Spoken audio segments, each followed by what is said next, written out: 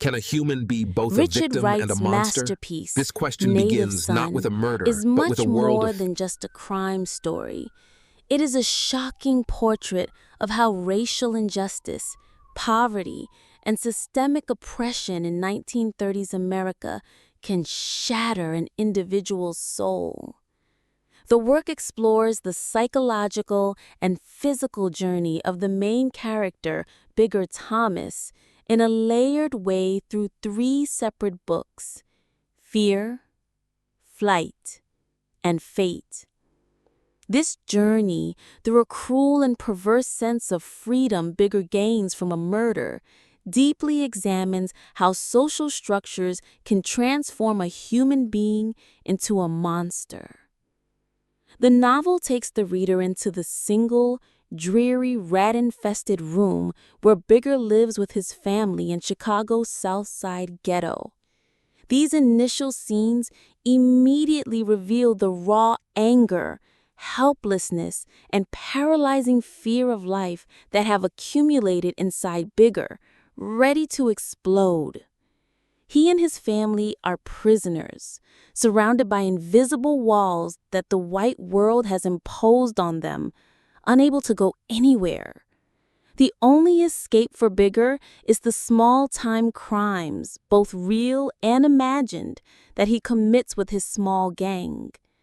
However, even these actions cannot soothe the feeling of being trapped. He feels alienated even in the world of the poor Black people around him. The only thing he wants from life is to be able to move freely like a white person. The turning point in Bigger's life occurs when he begins working as a chauffeur for the wealthy and liberal Dalton family. The Daltons see themselves as benevolent benefactors who support racial equality and help Black people. But for Bigger, even their help is a tool of condensation and control. Behind their wealth, comfort, and seemingly liberal thoughts lies an alienness that is far from understanding Bigger's world. On his first day of work, Bigger is tasked with driving the Daltons' daughter, Mary, and her communist friend, Jan Erlone. Mary and Jan try to get close to Bigger with their socialist ideas, wanting to see him as a comrade among them. However, this artificial closeness creates an even greater unease in Bigger. While they see Bigger's life as an experience, Bigger deeply feels how this well-intentioned approach completely disregards his identity and dignity. In the evening, the events take a tragic turn when Mary gets drunk. While Bigger is trying to secretly carry her to her bedroom, Mrs. Dalton, who is blind, enters the room. In a panic and out of fear, Bigger covers the girl's mouth with a pillow to prevent her mother from noticing her and wrongfully smothers the girl to death. This death is the moment Bigger believes he takes control for the first time in his life. This feeling is a perverse sense of freedom mixed with the horror of the murder. He is no longer just an object, but a subject who can create a result with his own actions.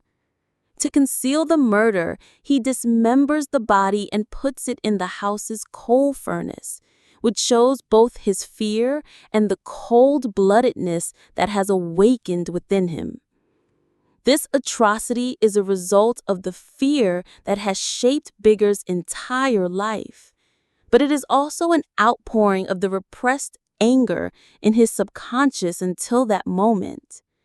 With Mary Dalton's disappearance, a major search begins in Chicago. To cover up the murder, Bigger coldly makes up lies and tries to pin the crime on Jan Erlone. Under police interrogations and media pressure, Bigger's newfound self-confidence grows even stronger. Every lie draws him further into his own monstrous creation, while also making him feel the power of his own existence. However, when a reporter finds a bone fragment in the Daltons' coal furnace, the narrative Bigger created collapses. Bigger now has no other option but to flee. He takes his girlfriend Bessie Mears with him. Bessie, like Bigger, is a victim of racism and poverty. She also tries to escape the cruel realities of life by seeking refuge in alcohol. Bigger fears that Bessie will betray him. This fear leads to a chaotic, panicked action, much like the first murder, and Bigger ruthlessly slaughters Bessie and throws her in a well. This second murder is different from the first. This time, Bigger consciously and deliberately ends another's life for his own survival. This shows that the last remnants of his consciousness and humanity have been destroyed. Bigger's flight turns into a chase through the city's ghettos, on rooftops and in abandoned buildings. The media labels him with racist epithets such as monster, savage, and primitive, and the entire society goes after Bigger. He is not seen as a human, but as an animal that needs to be caught.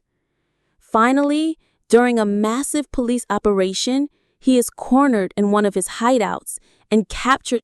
The case turns into an intense debate about racism, class conflict, and the concept of justice.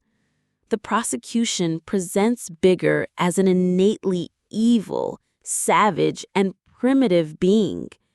Bigger's actions are presented as proof of the supposed primitive nature of the black race.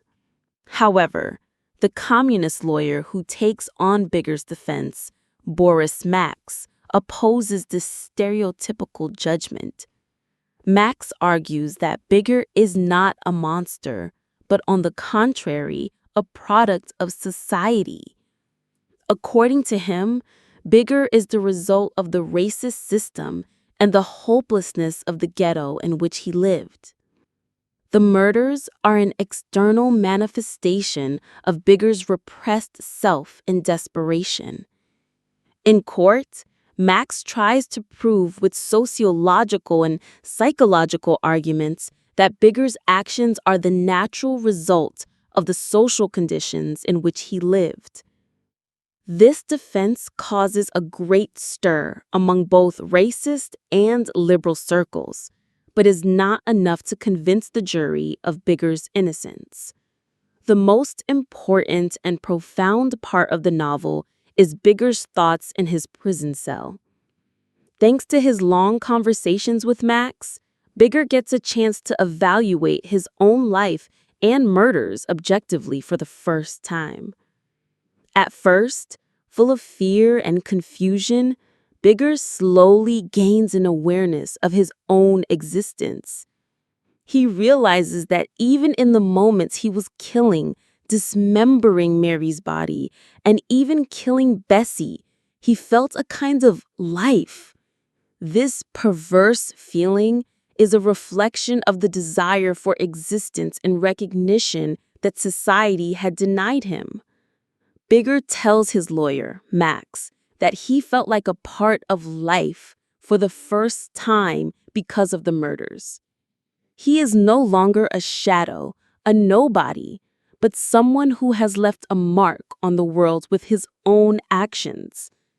This does not make him a hero, but in his own eyes, it charts a path from a meaningless existence to a meaningful end. The novel ends with Bigger's horrible realization and his acceptance of his own fate and the death penalty. He awaits death with a smile because for the first and only time in his life, he has reached a truth about who he is and why he exists. This ending makes the reader feel the full weight of Bigger's tragedy and the destructive effects of racism in all their brutality.